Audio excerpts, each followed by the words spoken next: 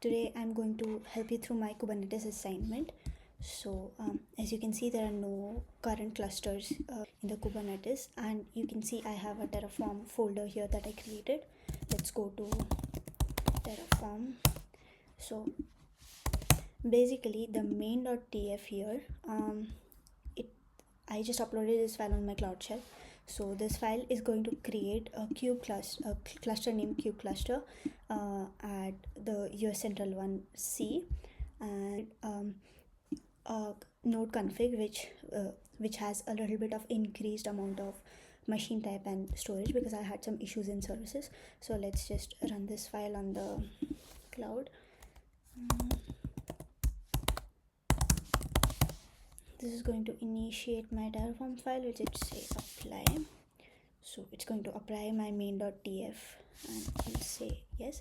We can just change all of the configurations here if we need. So I'm just using yes, and after the cluster is created, we'll get back to you. The cluster is created. Let's refresh and see that my kube cluster is created. This is my cluster and configurations and everything. And if I see the labels here, it says Google Terraform provision true. That means this cluster was created from the Terraform file that we just ran.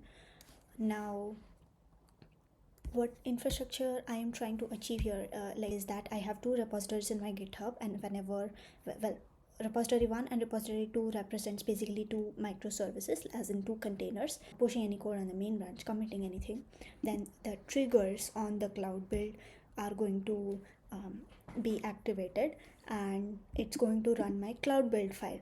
So this trigger basically does is whenever there is a push on the main branch, it triggers the cloud build file. So I'll just let you go through my cloud build file real quick. So it's basically just the CI/CD for the Kubernetes cluster that I created. So whenever the trigger is picked up from the Google commit, GitHub commit, sorry, it is going to build the image that's right here. Build t artifact registry. Artifact registry is right here. That's key it as repo, and it's going to push the image on the artifact registry after the image is built. It's right here, and then it's going to deploy on the GKE cluster, which is kubectl apply k8s, and you can see my config file is right here, which the deployment is calling. The config file basically does is it creates a persistent volume claim, a deployment that is a pod on the Kubernetes cluster, and the service which is going to be used as a network to communicate and other things. And then I was having some issues that the kubectl was already fetching the latest image from the artifact registry, but as we are updating the code, it already had the latest fetched image, so it was not responding to the artifact registry when we were pushing the new code. So I just had a rollout restart deployment, which basically tells kubectl that I did a new deployment, use that, not the other one. So that's what's happening. So whenever the cloud build file is triggered, basically the images from the artifact registry are used to create two pods, and this is just the code that I wrote, and it's going to create like two pods, a load balancer and a cluster IP for service 2, which is private, and it's going to create a persistent volume for my Kubernetes cluster.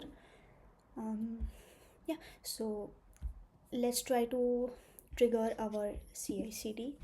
So this is trigger C1 Hirva and C2, which are the two triggers that we will try to trigger.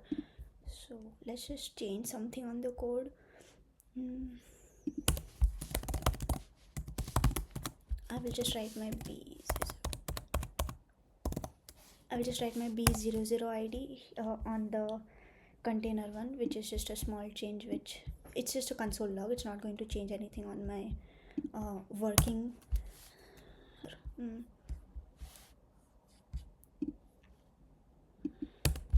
Collecting more data, let's just write that.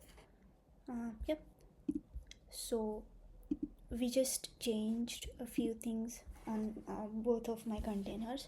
I will commit it on my, I'll say small change and stage it, commit it. So that's done. That is the first trigger that I just placed. Now if I see the history in my cloud build, it says container 1 trigger is been working. If I go in here, it's going to build all the summary. Basically it is right now building container 1, and it's going to the Docker daemon. Basically it uses Docker to build the image. So my build container is done, and now it's pushing the container. As you can see, it is pushed, and then it is deploying to GKE. As you can see, it is running kubectl apply fkdes. So it's running the deployment file, persistent volume claim is created, deployment, that is the pods are created, and service is created, and then push done. Same thing we will do here whenever I'm committing here, small change to okay, I didn't stage it, it's okay. So as you can see, I just did a small change to here, and let's go to history again. My container 2 my container 2 pipeline is running right now. Let's just watch the status and logs for it. So it is building right now. The pull is completed via Docker, and it is just running npm install to build my packages. Where did it went? Okay, now the push container 2 is working just like that,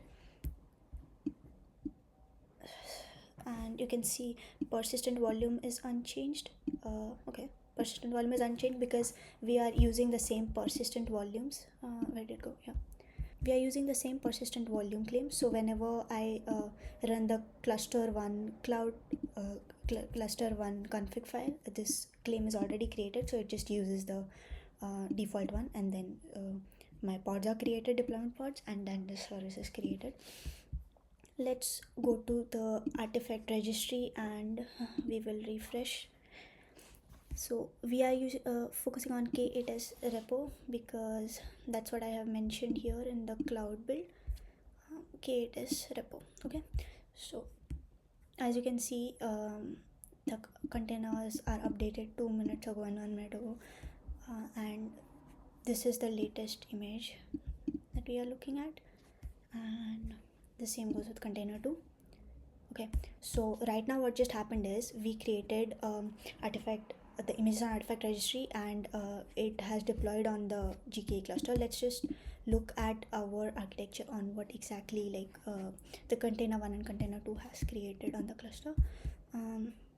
Okay, this is my kube cluster, and let's just look at the workloads, and you can see 2 containers have been created here, which says status okay, and yeah, everything looks fine with the container 1 and container 2 as well. We will go to storage to check the persistent volume that we created, which is this one. Basically, we are calling the store file endpoint to store a file in the persistent volume, and then calculate endpoint fetches that file and then sends it to process to add up the data, and then process sends it back to the container 1. That's what's happening. So we need to make sure that our persistent volume is correctly bound. So you can see my persistent volume claim. That's what's the name of our persistent volume claim was. So it is bound to the persistent volume of my Kubernetes cluster correctly, as you can see. Yep, so it is bound, and let's go to services to check if our network is configured correctly. So yep, container 1 service, container 2 service, and as you can see that container 1 only has an external load balancer, which means that the container 1 is only connected with the internet and not the container 2, because it has a cluster IP. It can only be accessible from container 1. And how is it accessible? I will explain it to you here. So I have given an environment variable where I am calling the service of the container 2. As you can see, I am calling the service of the container 2 from my container 1. So that's what is connecting both of the containers, both of the microservices. Okay, so let's go to this endpoint workloads. Let's test our APIs if our endpoints are working fine. So we will change the IP here. This is my cluster IP.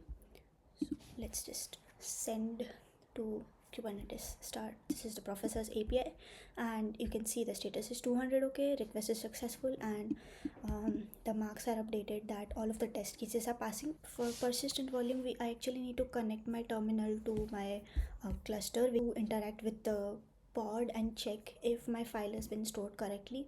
So this command will actually just tell that I have a kube cluster in my project, this one, connect me with it, and let's check if the kubectl is working.